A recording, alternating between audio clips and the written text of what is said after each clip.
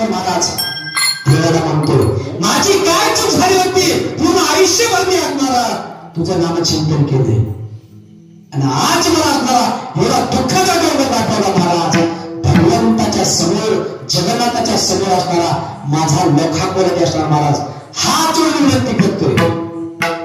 1 दिवस गेला, 2 दिवस गेले, 3 दिवस गेले महाराज. लाखा कोरड्यानं ठरवलं आपण आयुष्य ठेवून काय करायचे. ज्या भगवंतासाठी मी एवढं कार्य केलं, निस्वार्थ भगवंताचं भजन केलं, त्याचं फळ मला आज मिळाले महाराज. अन्न घेणं, पाणी घेणं, 3 दिवस गेले, भगवंताला दया आली आणि माझ्या भगवंत परमात्मा महाराज विठेवर उडी मारली आणि एका पुजाऱ्याचं ठरलं, हातामध्ये 5 पक्वानाचं 12 पक्वानाचं ताट घाललं, 5 पक्वानाचं, आणि जगन्नाथपुरी असणारा जगन्नाथाच्या मंदिरामध्ये लाखा कोरड्याच्या समोर ताट नेलं महाराज. महाराज तुम्ही 3 दिवस झाला तर महाराज पाणी घेतलं नाही, भोजन केलं महाराज, 2 घास खा. भगवंताने असणारा एका पुजाऱ्याचं रूप धरलं आणि लाखा कोरड्याला विनंती करतात. त्यावेळेस लाखा कोरडी काय म्हणते, मी काय म्हणून भक्षण करू, काय म्हणून मी प्रसाद भक्षण करू. मी 3 दिवस झालं भगवंताचं भजन केलं नाही, 3 दिवस झालं भगवंताच्या द्वारामध्ये ढोल वाजवला नाही, तर मी प्रसाद काय म्हणून घेऊ. त्यावेळेस महाराज भगवंताला सुद्धा दुःख वाटलं. भगवंताने ठरवलं आता लाखा माझा जेवणही करणार नाही आणि आता लाखा माझा जिवंतही राहणार नाही, अशी तळमळ वाटली. आणि माझ्या भगवंताने महाराज रुक्मिणी मातेला विनंती केली, तुला एक कार्य करावं लागल, माझा लाखा तुला जिवंत राहावं असं जर वाटत असेल तर तुला त्याच्या मुलीचं रूप घ्यावं लागल, चंद्रा नावाच्या मुलीचं रूप घ्यावं लागल आणि करकरून असणारा लाखा कोरड्याला मिठी मारावं लागल. बाबा माझ्याच्यानं चूक झाली, मी त्या राजकुमारासोबत गेले, माझ्याच्यानं चूक झाली बाबा, मला माफ करा, असं भगवंतानं रुक्मिणी मातेला सांगितलं महाराज. आणि रुक्मिणी मातेनं चंद्रा नावाच्या मुलीचं रूप धरलं आणि लाखा कोरड्याला कडकडून मिठी मारली. बाबा माझी चूक झाली, मला माफ करा, मी तुमचं बोलणं ऐकलं नाही, त्या राजकुमारासोबत गेले. कोण म्हणते, रुक्मिणी माता चंद्रा नावाच्या मुलीचं रूप धरलंय आणि रुक्मिणी माता महाराज लाखा कोरड्याला विनंती करून आली. त्यावेळेस असणारा ताट व्यक्त आपल्या हातानं रुक्मिणी मातेनं ते भोजन महाराज लाखा कोरड्याला जेव घातलं. लाखा कोरडी तृप्त केला. रोज लाखा कोरड्याला दुसऱ्या दिवशी उठला सकाळी आपला ढोल काढला, ढोल वाजवायचा महाराज. चंद्रा नावाची मुलगी रुक्मिणी माता, रुक्मिणी मातेनं तारेवरचा काय करायचा, तारेवरची कसं संकस करायची महाराज. दररोजच्या सारखे लोक बघू लागले. पण एक दिवशी विटेवरच्या मालकाला सुद्धा घेऊन म्हणाला आहे, विटेवरच्या मालकानं एक असणारा कन्हैया नावाचं रूप ठरलंय आणि लाखा कोरड्याला म्हणते, लाखा महाराज मला काय तुमच्या इथं काही काम लागेल का. कोण म्हणतंय, विटेवरचा मालक लाखा कोरड्याला विचारते, मला काही काम लागेल का. त्यास लाखा कोरडे म्हणतो, नेमकं तुम्ही काय काम करता. त्यास देवाला सांगितलं तुम्ही जे काम सांगता ते मी काम करेन. त्यास लाखा कोरडे म्हणजे ढोल वाजवतो का. ढोल महाराज भगवंताने मनातल्या मनात विचार केला, मी चांगल्याच्या ढोल वाजवला. कोणाचा, राजा रामाचा ढोल पण वाजवला, कंसाचा ढोल मी वाजवला आणि तुमचा ढोल काला वाजवला असा म्हणला महाराज. कन्हैया कन्हैयाचं नाव असणारं नाव ठेवलं. भगवंताने महाराज दररोज उठावं, भगवंताने ढोल वाजवावा, रुक्मिणी मातेनं तारेवरती खेळ करावा, दररोज पब्लिक बघायची, सर्वांनी पैसे टाकायचे, लाखा कोरड्याने गोळा करायचे आणि जगन्नाथाच्या गारपेटीमध्ये देऊन टाकायचे. एक दिवस असा उजाडा, काही दिवस केले. जी मुलगी महाराज खरी गेली होती का राजकुमाराबरोबर, तिला दुःख झालं, तिला खेद वाटला. माझ्या वडिलांनी माझ्या लहानपणी आई गेली, तेव्हापासून माझं संगोपन केलं, माझं बाळपण केलं, मला लहानाचं मोठं केलं, माझा सर्व लाभ पुरवला. त्या वडिलाचं म्हणणं मी न ऐकता त्या राजकुमारासोबत मी इकडे आलो. तिला दुःख झालं महाराज. आणि काही दिवसानंतर ती मुलगी लाखा कोरड्याच्या घरी आली. लाखा कोरड्याला पाहून करकरून मिठी मारली. बाबा माझ्याच्यानं चूक झाली, मी 2-3 वेळ झाला असता राजकुमारासोबत तिकडे गेलो. तुमचा कोणताच विचार केला नाही. माझ्या बाप्पा काय खाईल, माझे बाबा काय खातील, काय पेतील, कसं राहतील, मी न विचार करता निघून गेले. मला माफ करा. ज्यावेळेस असणारा खऱ्या मुलीनं असं म्हटलं त्यास लाखा कुराटी म्हणतो, बाई तू तिसऱ्या दिवशी परत आलीस, तू तिसऱ्या दिवशी परत आलीस आणि आता डबल काय मला म्हणतेस. त्या सांगितलं, बाबा मी तिसऱ्या दिवशी आलो नाही, मी आज आले. नाही बाई तू काल असणारा माझा कन्हैया नावाचा असणारा नोकर होता, त्याने ढोल वाजवला, तू तारेवरतीच कसरत केलीस, खेळ केलास असं म्हणायचं. तर त्या सांगितलं, ज्या जगन्नाथाच्या मंदिराच्या समोर बाबा तुम्ही दररोज ढोल वाजवता, तुम्ही त्या भगवंताचं नामचिंतन घेता, त्या जगन्नाथाची शपथ आहे मी आज आले, का अगोदर मी आले नव्हते. असं ज्या असणारं खऱ्या मुलीनं म्हटल्याच्या नंतर लाखा पर्यटन सुद्धा खरं वाटलं. मग त्याने विचार केला, का जिनं असणारा तारेवरती असणारा खेळ केला, जिनं ढोल वाजवला, हे नेमकं कोण असेल. त्यावेळेस महाराज कन्हैया म्हणून असणारा लाखा पर्यटन आवाज दिला, कन्हैया बी गायब आणि तारा नावाची मुलगी बी गायब. मग लक्षात आलं माझी मुलगी गेली महाराज. त्यास असणारा रुक्मिणी मातेचा अवतार झाला माझ्या मुलीचा. भगवंताने ढोल वाजवला, त्यास मला जगन्नाथाच्या समोर जाऊन लाखा पराठी दुःख डोळ्यातून आसू लागतात. लाखा पराठी म्हणतो, भगवंता माझ्यासाठी असणार तू काय केला, ढोल वाजवलास, माझ्या घरी पाणी भरलास, मी सांगितलेलं काम पूर्ण तो आयुष्यभर केला. भगवंता एवढंच नाही तर माझ्या रुक्मिणी मातेनं माझे कपडे धुतले, मला स्वयंपाक करून खाऊ घातला. ही कशाची ताकद आहे मला सांगायचं तात्पर्य एक, ही ताकद फक्त नामचिंतनाची. म्हणून तो तुकाराय म्हणतात, तुम्ही भगवंताला भेटण्यासाठी पंढरपूरला जा, विठाला विठाला.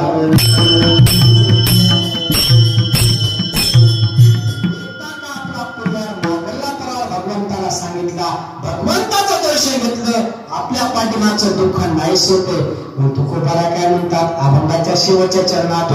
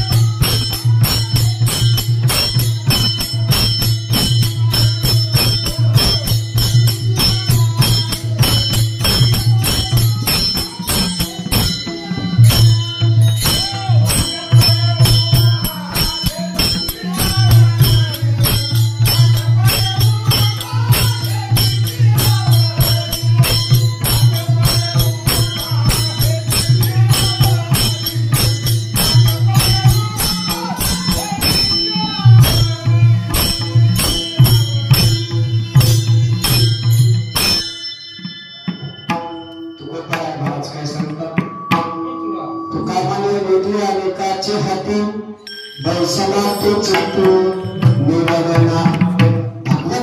महाराज माझा विठेवरचा मालक एक वेळेस असणार आपल्या हृदयात साठवून ठेवा. एक वेळेस का माझा भगवंत आपल्या हृदयात साठवला महाराज, तो एकदा चित्तामध्ये साठवला तुकोबारा तो भगवंत परमात्मा माझ्या चित्तामध्ये साठवला. बैसला तो चित्तू निवडना वाट पाहू भावेटीची आवडू कृपाळू तापरे तारुण्य. 11:15 वाजलेत.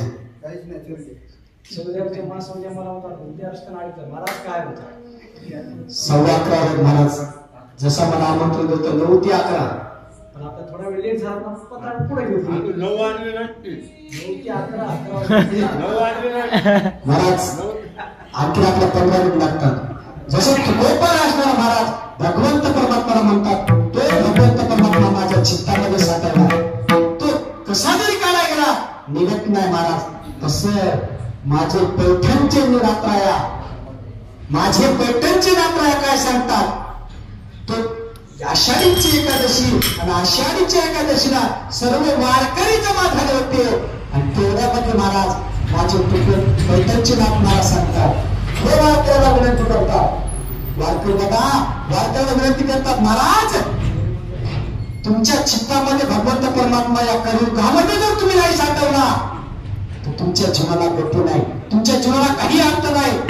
नाथराया भगवंताला पंढरपुरामध्ये असणारा नाथराया सर्व वारकऱ्याला सांगतात का मी हे तुम्हाला सांगायलो, हे जर तुम्ही नाही ऐकलं भगवंत परमात्मा आपला साधन नाही केला त्या कलियुगामध्ये मला साधन नाही. एक आपण टिंगळा म्हणूया 5 मिनिटांनी शेवट सगळ्यांनी टाळी वाजून भजन करायचं.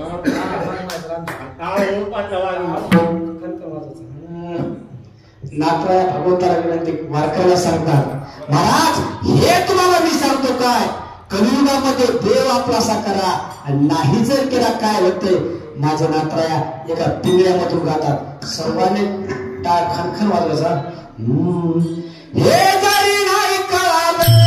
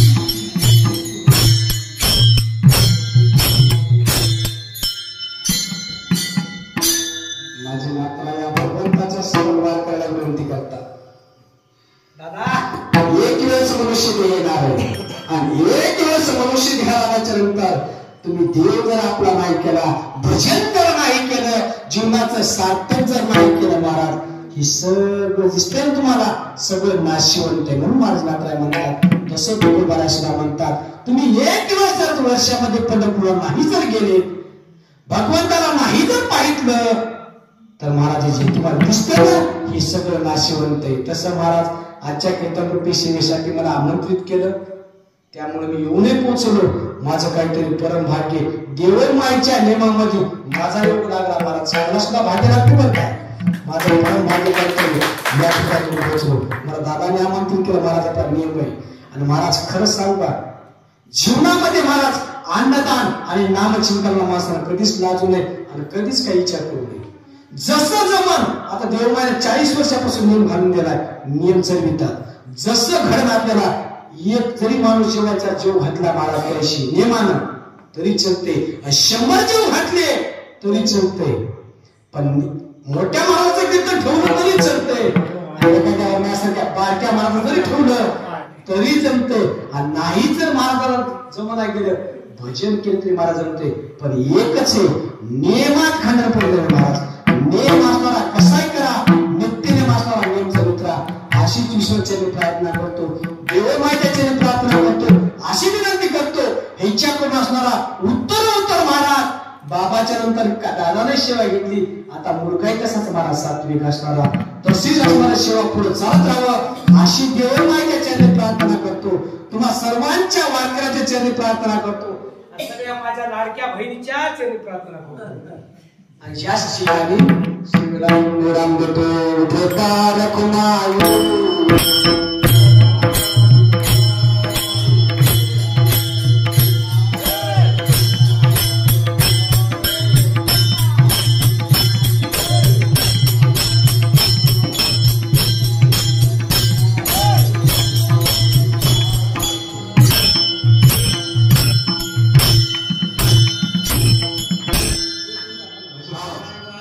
सर्वांना विनंती, माणसाला पुरुष म्हणून हात वर करायचे, माता बहीण आमच्या करायचे नाही ना, पुरुष म्हणून हात वर करायचे आणि एकच 2 मिनिटं एका मिनिटात भजन करू करावं. हा काळी वाजवायला काय म्हणलं नाही.